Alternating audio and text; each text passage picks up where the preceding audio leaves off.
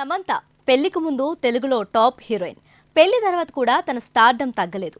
మధ్యలో జరిగిన సంఘటనలన్నీ తనను హీరోయిన్గా వెనకబడేలా చేశాయి. తన దురదృష్టం ఏంటంటే ఒకేసారి మానసికంగా, శారీరకంగా ఇబ్బందులు ఫేస్ చేయాల్సి వచ్చింది. ఈ రెండిటితోనూ ఫైట్ చేయడం అంటే చిన్న విషయం కాదు. తను మెంటల్గా చాలా స్ట్రాంగ్గా ఉంటే తప్ప మళ్ళీ మామూలు కావడం కుదరదు. ఈ విషయంలో సమంత ధైర్యంగా ఉంది. ఆరోగ్యం కోసం కెరియర్కు కామా పెట్టింది. ఒక ఏడాది పాటు సినిమాలకు బ్రేక్ ఇచ్చింది. ఈ గ్యాప్లో తనను తాను మళ్ళీ స్ట్రాంగ్గా మౌల్డ్ చేసుకుంది. దీంతో ఇక మళ్ళీ కెరియర్పై ఫోకస్ పెడుతుంది. అయితే సినిమా పరిశ్రమలో ఒక్కసారి అవుట్ ఫోకస్ అయితే మళ్ళీ ఫోకస్లోకి రావటం అంత సులువేం కాదు, ముఖ్యంగా సమంత ఉన్న సిచ్యువేషన్స్లో.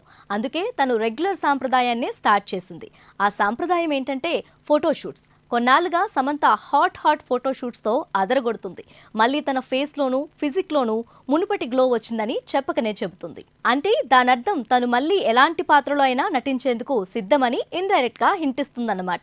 మరి ఈ హింట్స్ తనకు ఆఫర్స్ తెస్తాయా లేదా అనేది ఇప్పుడే చెప్పలేం. కానీ ఇప్పుడు అన్ని పరిశ్రమల్లోనూ సమంత లాంటి మెచ్యూర్డ్ యాక్టింగ్ చేయగల హీరోయిన్ల కొరత ఉన్నమాట నిజం. అందుకే తనకు ఆఫర్స్ వస్తాయనే అనుకోవచ్చు. ఇక కెరియర్ పరంగా చూస్తే తన సిటాడెల్ అనే సిరీస్ వస్తే ఆమె కెరియర్ మళ్ళీ అప్పట్లాగే స్పీడ్ అవుతుందని నమ్ముతుంది. మరి శామ్ నమ్మకం నిజం అవుతుందా లేదా అనేది ఆ సిరీస్ వస్తే కానీ తెలియదు.